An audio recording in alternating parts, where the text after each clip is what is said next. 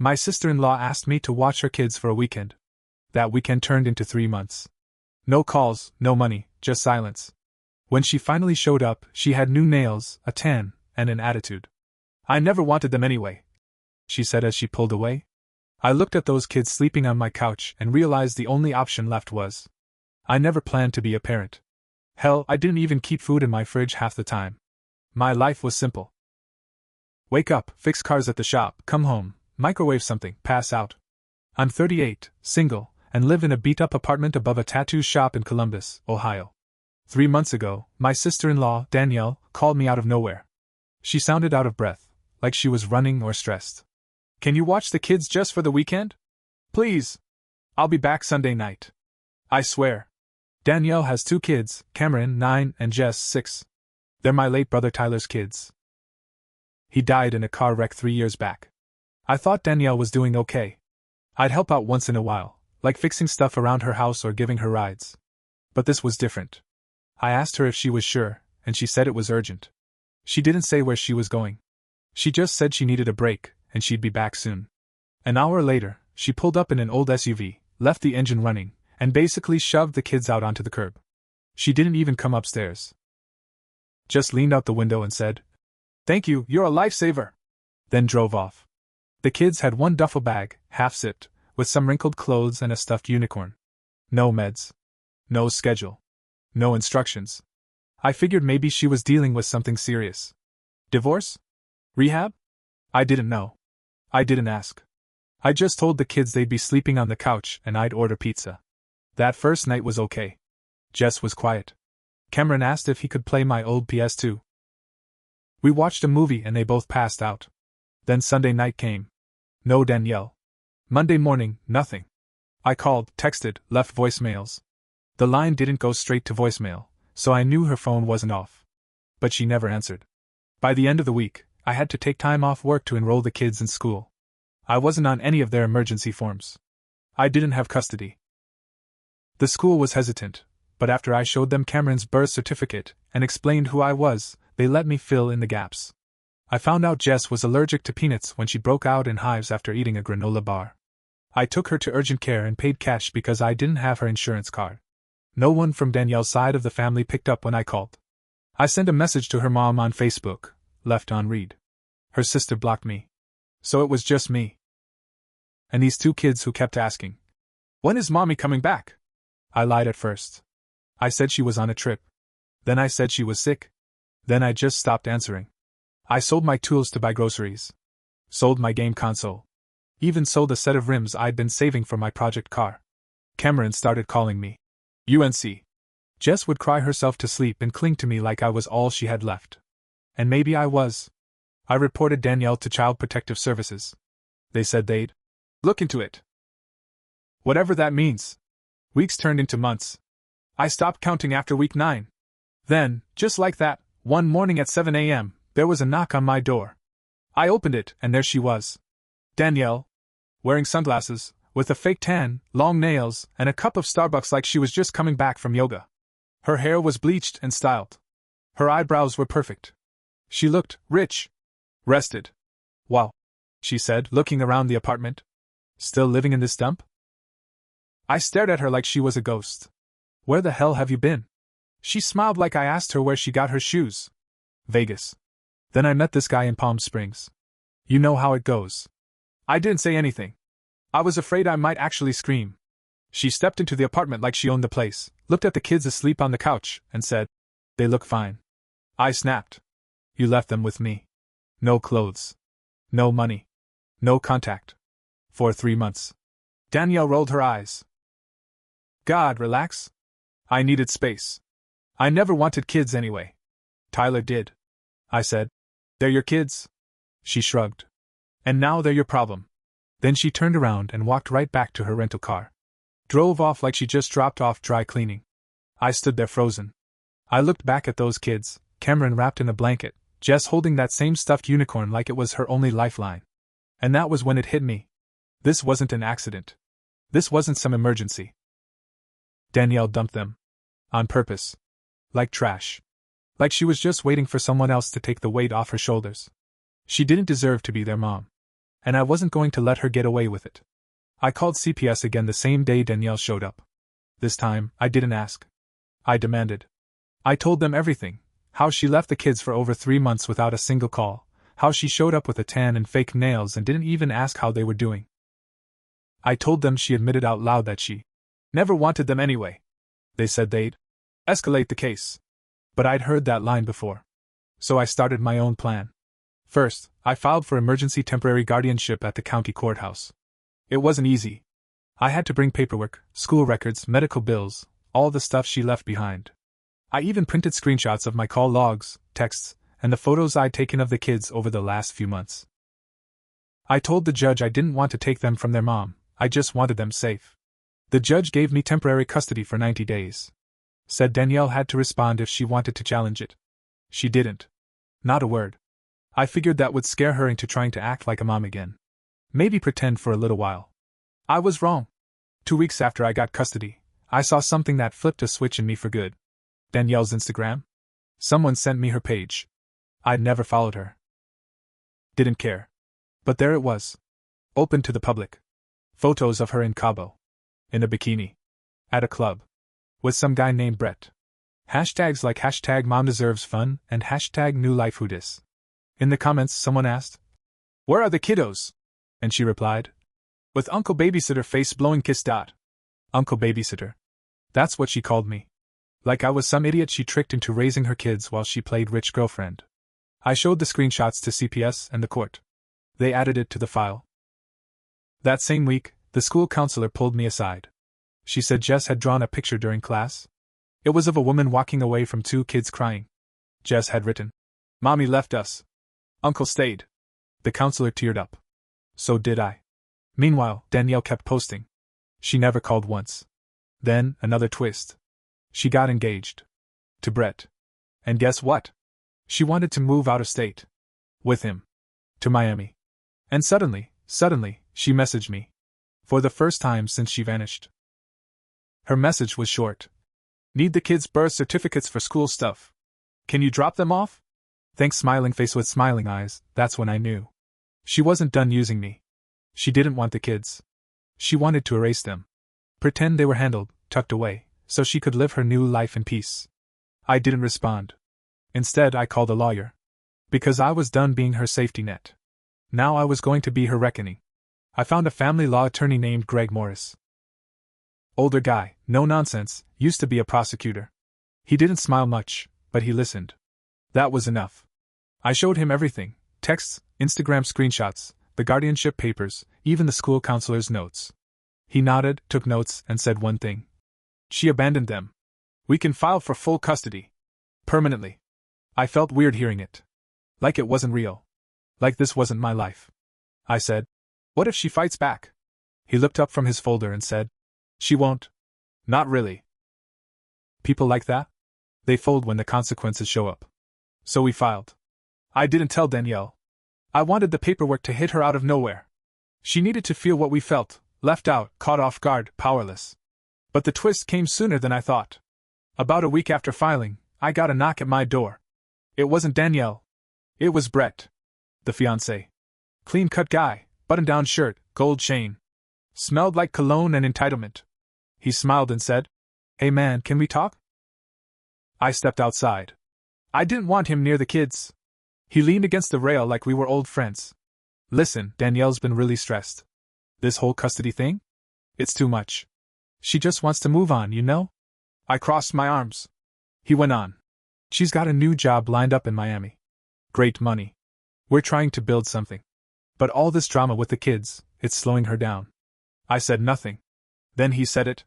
"Maybe there's a way we can work this out. Like, what if you kept the kids? Just officially.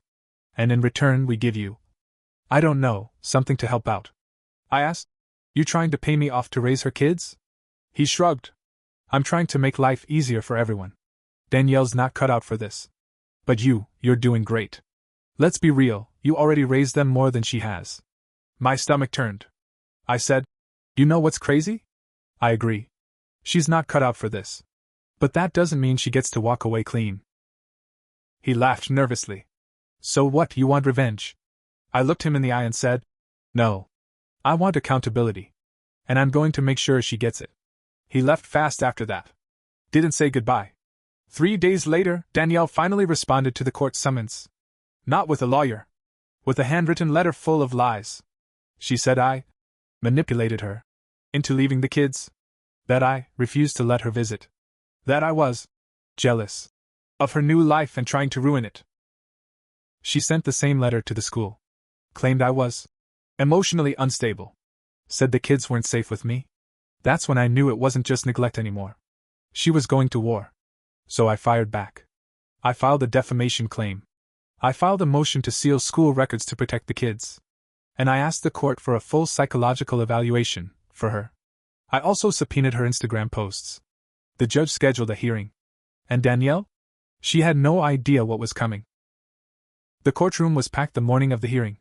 I wore a clean shirt, combed my hair, and brought a thick folder of evidence. My lawyer, Greg, stood beside me like a bulldog in a suit.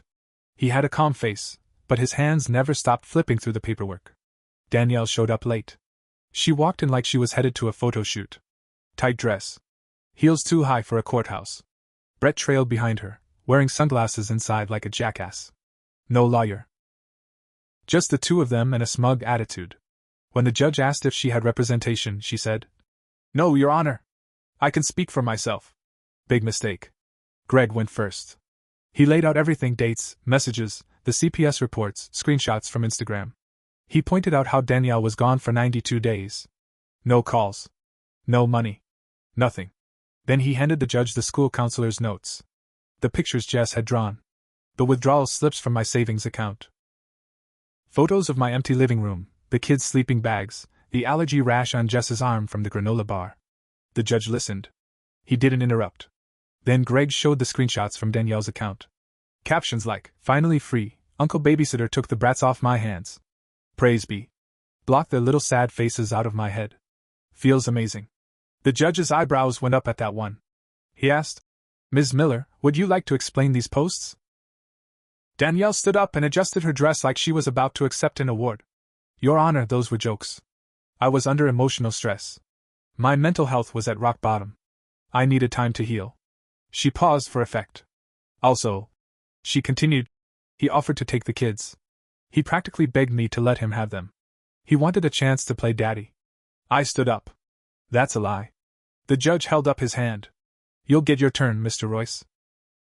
Danielle went on for another 10 minutes, blaming everyone: me, the school, the kids, even Tyler, for leaving her alone. She cried at one point. Brett handed her a tissue like it was a TV drama. Then the judge turned to me. "Mr. Royce, why do you want full custody?" I didn't give a speech. I just told the truth. Because I couldn't sleep knowing they'd go back to someone who thinks they're trash. Because Jess wakes up screaming some nights, and Cameron stopped talking for a week after she left. Because they're finally stable now. They laugh. They eat. They do their homework. And every night they ask if they have to go back to her. I tell them no. I want to keep that promise. I handed him the last item. A drawing Jess made that morning. Stick figures, me, her, and Cameron holding hands. The words, "my real family," scrawled underneath. The judge sat silent for a long time. Then he spoke. "I'm granting Mr. Royce full legal and physical custody of both children, effective immediately." Danielle gasped. Brett muttered something, and the judge banged his gavel. "But that's not all," he continued. "Ms. Miller, based on your abandonment, your documented neglect, and the evidence presented, I'm ordering a psychological evaluation before you may petition for any visitation rights. Additionally, you will pay $700 per month in child support, starting next month." She exploded. "That's not fair. I didn't even get a lawyer. This isn't how this works." The judge stared her down. "You had your chance." Then he turned to me and said, "Good luck, Mr. Royce. These kids are lucky to have you." We walked out in silence. Brett tried to say something, but Danielle shoved him and yelled, "This is your fault." Later that day, I got a message from Danielle's sister, the one who blocked me months ago. She apologized. Said she had no idea what was going on. Said Danielle had lied to everyone. She offered to visit the kids, maybe help out. I told her she could, but only under my rules now. As for Danielle? A week later, she was served with a defamation suit. Turns out, lying in court has consequences. She tried to start a GoFundMe for legal fees. claimed she was a victim of a bitter family vendetta. It got flagged and taken down. Brett? He dumped her 2 months later. Apparently, no kids was part of the deal. She posted a video crying on TikTok about losing everything. Meanwhile, Jess started calling me dad. Cameron asked if we could build that Mustang together. And me? I never wanted kids. But I wanted them. And I was never going to let anyone treat them like they didn't matter. Not even their own mother. 2 months after the hearing, our lives finally started to feel normal. Not perfect. But real. Cameron was joining the school's robotics club. He stopped flinching when people raised their voice. Jess had a new therapist and was sleeping through most nights. She smiled more. Laughed even. She still held on to that unicorn doll, but now it sat on her bed instead of clutched to her chest. I went back to full-time hours at the shop. My boss gave me a raise after hearing the whole story. Said I was the kind of man this world needs more of. I used the extra money to convert my storage room into a little bedroom for Jess. Painted it pink, like she asked. Even let her pick out butterfly stickers for the walls. We had a routine. Mornings were cereal and mismatched shoes. Evenings were homework, mac and cheese, and cartoon reruns. Weekends were cleaning and movies and driving out to Tyler's old fishing spot when the weather was nice. I didn't realize how much I needed them until they were part of everything. But then, another twist. One afternoon, I got a call from a blocked number. I almost didn't answer. But something told me to pick up. It was Danielle. She didn't even say hello. I got served again, she snapped. I kept my voice calm. Yeah, the court fees. That's what happens when you lie under oath. You think you're so righteous. Like you're the hero. I'm not the hero, I said. I'm just the one who stayed. She scoffed. Enjoy those kids while they still like you. Wait until they're teenagers. They'll hate you too. Then she hung up. I stared at the wall for a while after that. Not because her words hurt, but because I finally understood who she was. She wasn't broken. She wasn't lost. She was selfish. Through and through. And she hated that I took away her last excuse. But I wasn't done yet. I called the county clerk the next day and asked what I needed to do to start the adoption process. Turns out, Ohio law allows for a parent's rights to be terminated permanently if they abandon their kids and fail to comply with court-ordered support or visitation conditions. Danielle had done both. So I filed. She never even showed up to the termination hearing. She didn't send a lawyer. Didn't call. Nothing. The judge read the papers, looked at my lawyer, and asked me one question. Are you ready to be their father legally? I said. I already am. He smiled and signed the papers. A week later, I told Cameron and Jess. We were sitting at the park. Jess was on the swings. Cameron was kicking a soccer ball. I pulled them close and said, the judge said I can be a real dad now. On paper. Not just in the house. Jess beamed. Cameron nodded, quiet like his dad used to be. Then Jess whispered, can we still call you uncle sometimes? I laughed. You can call me whatever you want. She hugged me so hard I thought my ribs would crack. And right there, on that broken park bench in Columbus, I felt something I hadn't felt in years. Peace. Danielle? She skipped 3 straight child support payments. Got her wages garnished. Tried to move to Florida, but the court put a freeze on her passport until she clears her arrears. She works part-time at a salon now. The same one that did her nails before she abandoned her kids. Funny how life circles back like that. Sometimes, karma doesn't come like thunder. Sometimes, it comes quietly. Like a 9-year-old learning to trust again. Or a 6-year-old drawing butterflies on her new bedroom wall. I didn't want revenge anymore. I got something better. I got a family. 6 months after the adoption went through, Danielle made one last attempt to claw her way back into our lives. It started with a letter. A real, handwritten letter. Not typed. Not sent by a lawyer. Just 3 folded sheets stuffed into an envelope with no return address. It showed up in my mailbox one rainy Tuesday evening. I opened it, half expecting venom. But it was worse. It was guilt. She wrote. I was young. I was overwhelmed. Tyler was supposed to be the stable one. When he died, everything fell apart. I didn't know how to be a mother without him. I know I hurt those kids. I know I hurt you.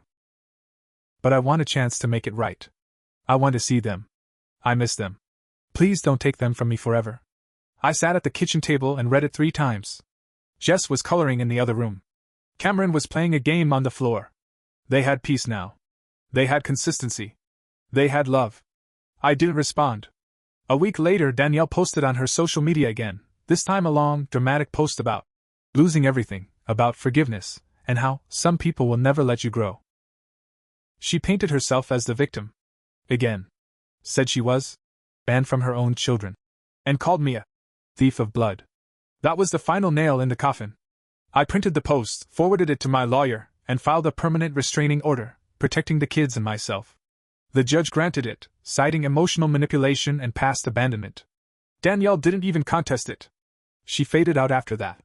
Quietly. Her Instagram went private. Brett disappeared from her photos. Eventually, someone told me she moved in with her mom and started taking care of her sick aunt. Some distant punishment, far away from the life she once flaunted. But the truth? I stopped caring. My life moved on. The shop promoted me to lead tech. I bought a used SUV that fit 3 comfortably. Jess started calling me Dad without thinking. Cameron asked if I'd help him apply for the science camp next summer. We got a dog. A pit mix named Rusty who sleeps at the foot of Jess's bed every night. One day, Cameron asked, "Do you think Mom ever loved us?" I didn't lie. I said, "I think she didn't know how. But that doesn't mean you're not lovable." He nodded, then went back to his homework. I still keep the letter. Not to forgive her. To remember. To remember what love isn't. It's not walking away. It's not silence. It's not putting yourself first, every time. Love is getting up at 5 a.m. to pack lunches. Love is saying no to overtime so you can make a parent-teacher meeting. Love is learning how to braid hair, patch up scraped knees, and listen, really listen, when a kid says, "I'm scared." Love is staying. And that's exactly what I did. I stayed. And because of that, I gave them the one thing Danielle never could, a real home.